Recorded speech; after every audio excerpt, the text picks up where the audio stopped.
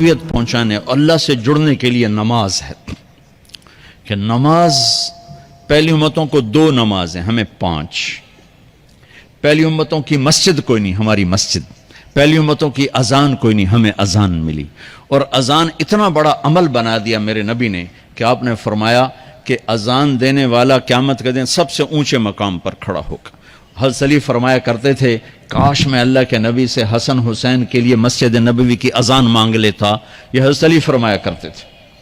اور جنگ قادسیہ میں مؤذن زخمی ہو گیا تو اذان دینے کے شوق میں سردار آپس میں الجھ گئے، کہتا میں دوں گا، ایک کہتا میں دوں گا، پھر قرہ اندازی ہوئی جس کا نام نکلا اس نے اذان دی۔ حضرت عمر فرمایا کرتے تھے اگر میں امیر المومنین نہ ہوتا، اگر میں خلیفہ وقت نہ ہوتا تو میں مسجد نبوی کا مؤذن بننا پسند کرتا۔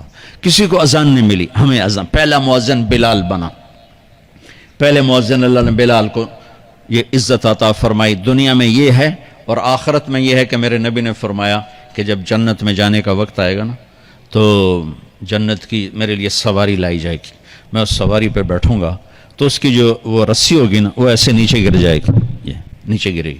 اس رسی کے یعنی اس کی جو لگام ہوتی ہے نا وہ نیچے گرنے کا مطلب ہے یہ ایسے نیچے گر گئی۔ اب نیچے گرنے کا مطلب ہے کہ اس کی ڈرائیونگ میرے نبی نے نہیں کرنی، کوئی آنے والا ہے، کوئی ڈرائیور آنے والا ہے جو رسی پکڑ کے چلے گا، کوئی کوچبان آنے والا ہے جو اس کو پکڑ کے چلے گا۔ رسی کا گرنا ایک انڈیکیشن ہے کہ کوئی نصیب والا اب آئے گا۔ جب آپ کی سواری کھڑی ہوگی، رسی نیچے ہے، تو اب سب کی گردنیں ایسے ہوں گی، کون، سب قیاس کر رہے کون۔ اللہ کی طرف سے اعلان ہوگا بلال کو بلایا جائے، بلال۔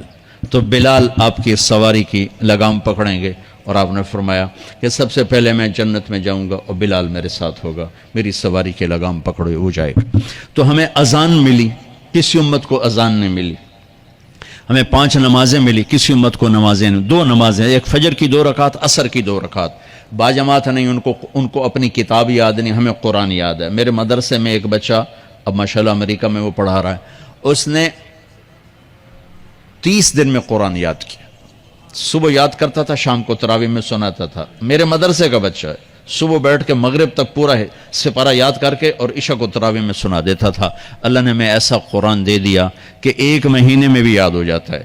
3 دن میں بھی ایک بزرگ نے یاد کیا، 3 دن میں قرآن یاد کیا۔ اللہ نے ہمیں قرآن کی دولت عطا فرمائی، پڑھنے کے لیے 5 نمازیں عطا فرمائی، تہجد کی نماز عطا فرمائی، اوابین کی نماز دی، اشراق کی نماز دی، چاشت کی نماز دی۔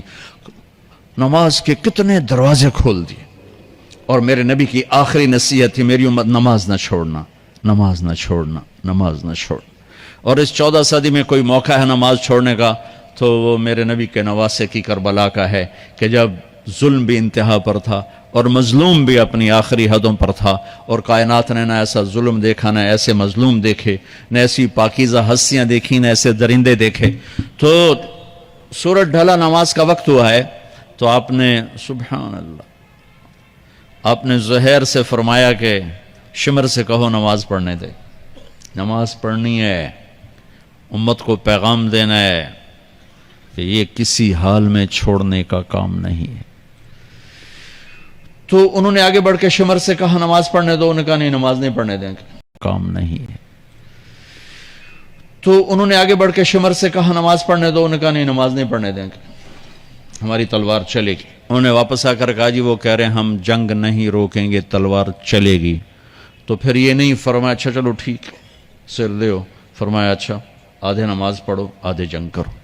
آدھوں نے نماز پڑھی، آدھوں نے جنگ کی۔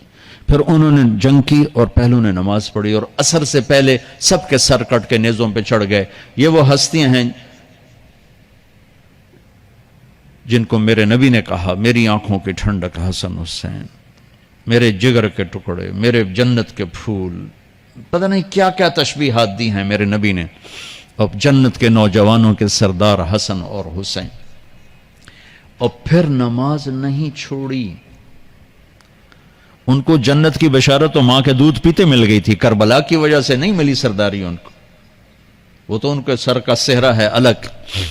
ان کو سرداری جنت کے ملی ماں کا دودھ پیتے ہوئے کہ جنت کے نوجوانوں کے سردار ہیں حسن اور حسین۔ نماز نہیں چھوڑی میرے عزیزو، نماز نہ چھوڑ۔ اللہ کا شکر ہے، میں آپ بچوں کو دیکھ کے مجھے اپنا کالج کا دور یاد آ رہا ہے. ہمارے دور میں ایک نعیم الدین صاحب گورنمنٹ کالج لاہور میں تبلیغ کا کام کرتے تھے، اور وہ اکیلے ہی نماز پڑھتے تھے، کوئی نمازی نہیں ہوتا تھا، اور کسی لڑکے کی داڑھی نہیں تھی، کسی لڑکے سوا سے ایک نعیم الدین کے. اب ہر کالج میں جائے داڑھیوں والے بچے نظر آتے ہیں، ٹوپیوں والے بچے نظر آتے ہیں، کوئی لڑکی کے سر پہ دوپٹہ نہیں ہوتا تھا، کوئی ایجوکیشن تھی. اب لمز جیسی یونیورسٹی میں بھی لڑکیاں پورے برقعے میں ہوتی ہیں، حجاب میں ہوتی ہیں، نقاب میں ہوتی ہیں. جہاں برائی کا گراف اوپر گیا تو نیکی کا بھی اوپر گیا. جہاں برائی کا لیول اگر بڑھا ہے تو نیکی کا لیول بھی بڑا ہے. اتنا بڑا میری نسل کا مجمع اللہ کی بات سن رہا ہے، یہ اس دور میں کوئی تصور نہیں کر